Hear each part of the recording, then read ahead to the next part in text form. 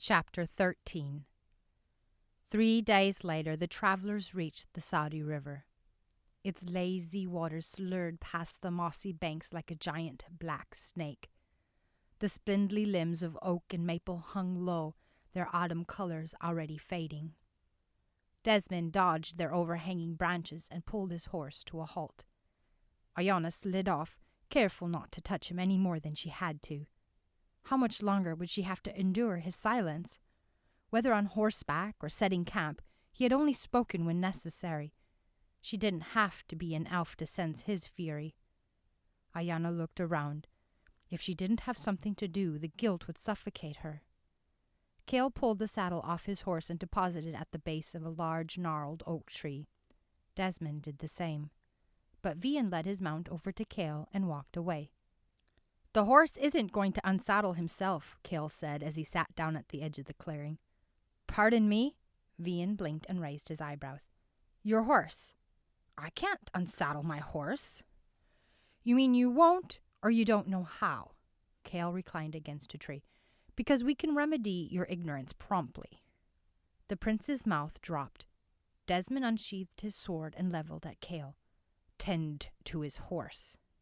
Ayanna's eyes darted between Desmond and Cale. Surely a mere merchant wouldn't stand a chance against Cale. Cale's gaze didn't falter. No. Desmond lunged, but Cale sprung like a cobra. A dagger flashed and blocked Desmond's strike. Desmond slashed again. Cale spun, sword in hand, dagger in the other. "Stop this!" Ayianna shouted. She whirled to face Vian. "You're the prince! Do something!" Vian shook his head, his eyes wide, taking in the fight. Metal clanged, snapping Ayanna's attention back to others. She veered out of the way as Desmond swept past. He swung, but Desmond stepped aside. Cale brought his sword down on Desmond's blade and pressed the dagger against his throat. Ayianna held her breath as the two of them glared at each other. Desmond's eyes glittered. His face burned a furious shade of purple. Cale shoved him back. "The prince will unsaddle his own horse." Desmond huffed and marched off. He stopped near a thick bush laden with red berries and turned around. "Ayianna, unsaddle his horse." She stared at him. "What?" "Consider it punishment for your lewd behavior." "I have never—" "When we get back, I will lead you personally to the stocks." She gaped at him, opening and closing her mouth like a fish out of water. "No," Cale said. "She hasn't done anything wrong." Desmond raised an eyebrow and barked a mirthless laugh. "Your words are rubbish to me. She has shamed me. Look at her blush as if she were still a maiden, but she's nothing but a whore." Hot tears stung Ayanna's eyes. "And there's nothing I could say that would change your mind." He stared at her. Hurt replaced the fury in his eyes. He lifted his shoulders in a feeble attempt to shrug. "If you can't trust me, then why did you choose me to be your wife?" Desmond frowned. He turned around and stalked off into the forest. Ayianna refused to look at the others. She moved over to the prince's mount and began to undo the girth. But Vian stopped her. He cleared his throat. "I'll take care of this. It can't be too hard now, can it?" He flashed a small smile at her and untied a thick roll of blankets and several leather bags. He carried them over to a tree and dumped them at its base. Ayianna stood there, uncertain what to do or where to go. Vian came back and loosened the girth the rest of the way. He pulled the saddle off, but his weight yanked him down. The horse jumped aside as the saddle sprawled on the ground. He brushed his hands on his pants. "Well, that does it." "Perhaps we should have a fire." Cale sheathed his sword and dagger. "I'll find some wood." Ayianna took off into the darkening forest before anyone could say otherwise. How could Desmond say that? A whore! Of all the things he could have called her, he chose that. How dare he? She inhaled the earthy smells of dirt and trees and tried to shove the anger and humiliation surging over her. What kind of crazy standard did the Plains people have for their women? But then he had found her in her nightgown with another male. She cringed. He had every right to reproach her. But if he had known her, he would have never accused her of such. Ayianna plunged deeper into the wood, but kept the river to her left. Patches of the dry vegetation shone gold in the evening sun. The lengthening shadows splayed atop the dying grass and prickly bushes.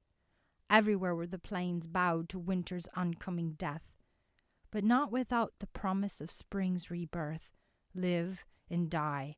Nature was simple, unlike people. She searched beneath the overarching trees for dead branches and stacked what she found in her arms.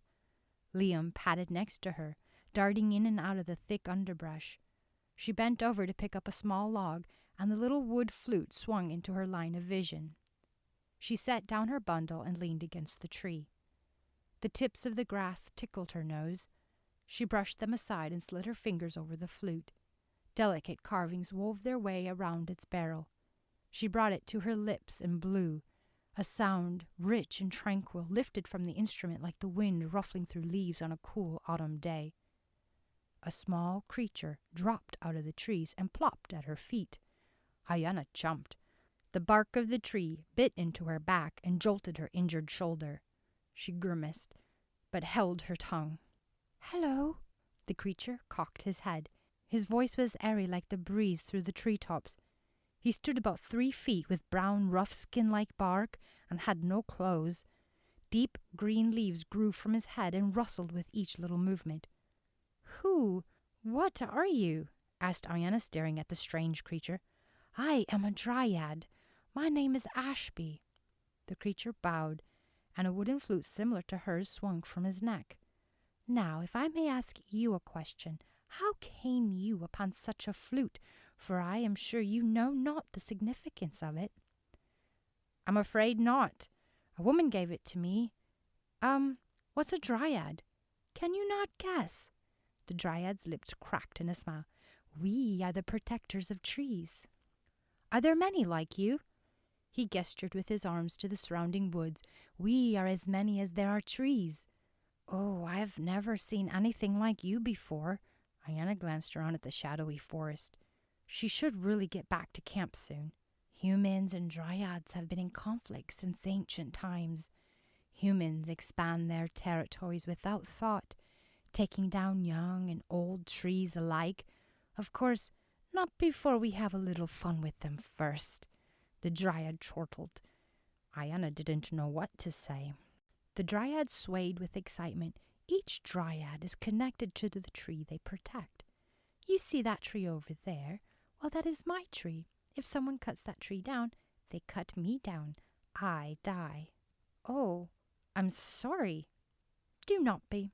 It is part of life. I have been here for hundreds of years. By the time someone comes to take my tree, I will be ready to go." "But think what history you've seen.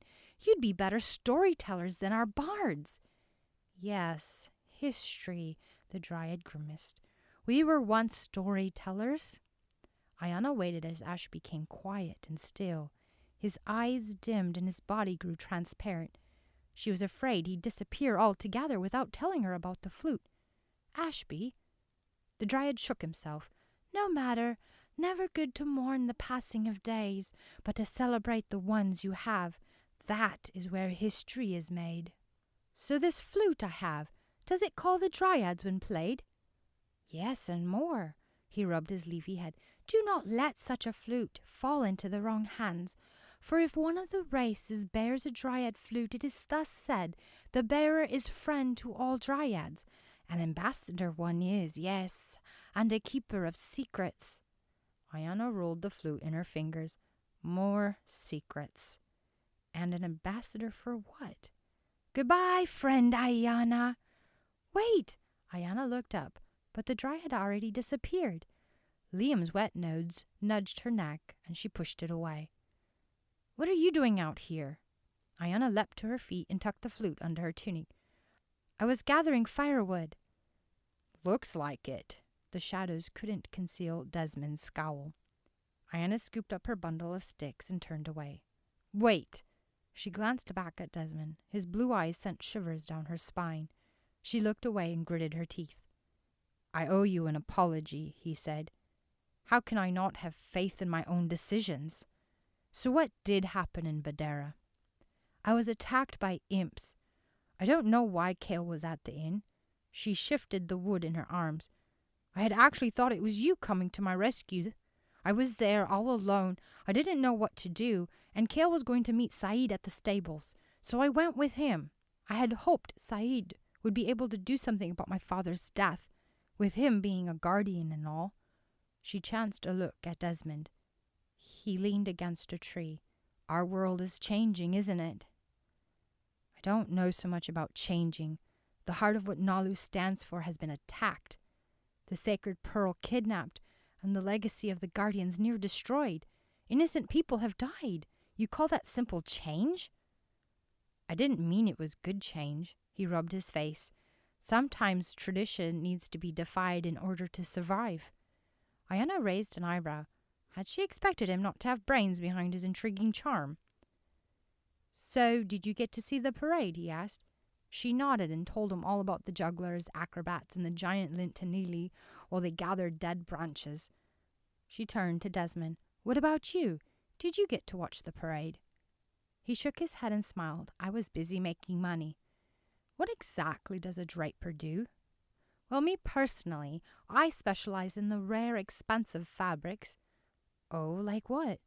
"Well," Desmond said as he took the bundle of sticks from her and tucked them under his arm, "there's the silk from the elves of Savar, and the mohair from the Cloven dwarves." "Do you get to travel to these places?" He nodded. "Although nobody really goes into Savar. I get my silks from a third party in Nadari. When we get back, I need to go to Zuriel and see if I can't get my hands on the Kaleki silver fabric. Don't know what it is, but I hear it is amazing. The water doesn't cling to it, but slides off." Zuriel.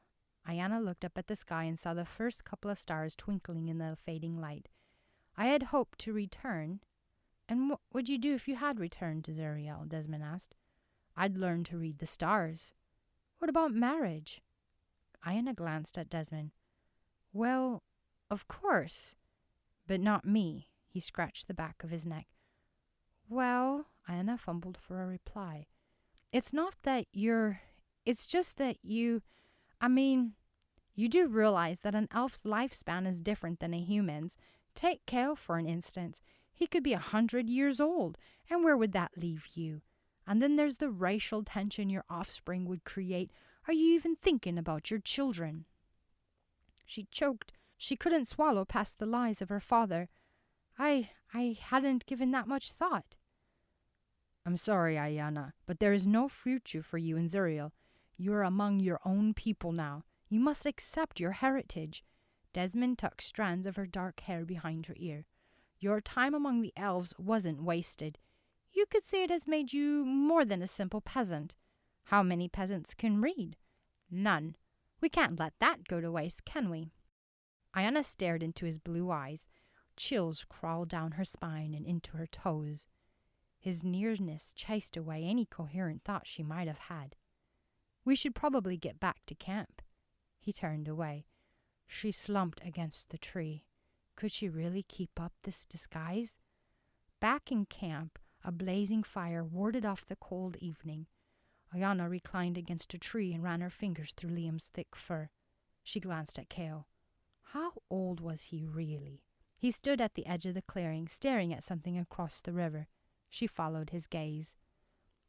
The darkest of night devoured the other side, even the flickering light of the fire.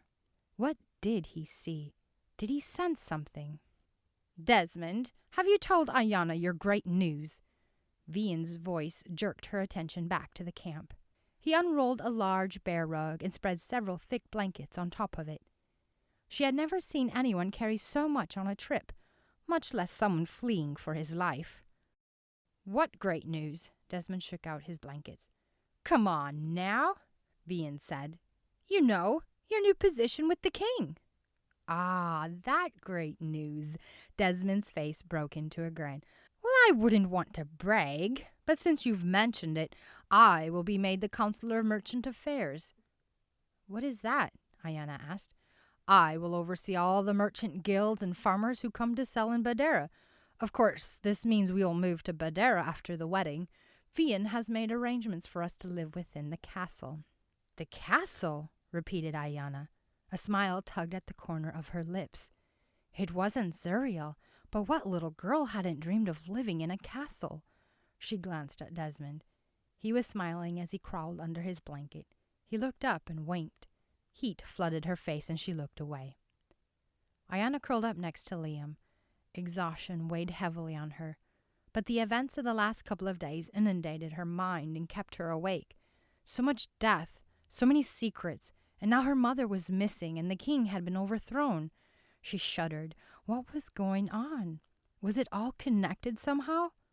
Desmond's news floated on top of the swirling grief, like oil on water, refusing to penetrate the dam she had built to keep the sorrow from swallowing her up. Once they reached Ramoja, the Guardians would have the answers. And then she would return, marry Desmond, move to Badera, and live like royalty. The spark of hope, flickering in the mist of her grief, felt foreign to her. Ayianna stared up at the starry sky, and an old blanket of familiarity draped over her. She and her brother had spent countless nights under the same stars as he filled her head with amazing stories of fairies, dwarves, and unicorns. Obviously stories he had heard from Rashid, the old bard. But oh, the tales that he would weave! Dragons, sorcerers, and dark lords, the constant battle of good and evil. Some nights after the tales were told, she swore she'd seen a harpy swooping in the skies or an imp peering through the trees, and her brother had to carry her home because she had been too afraid to walk. And now she was living it.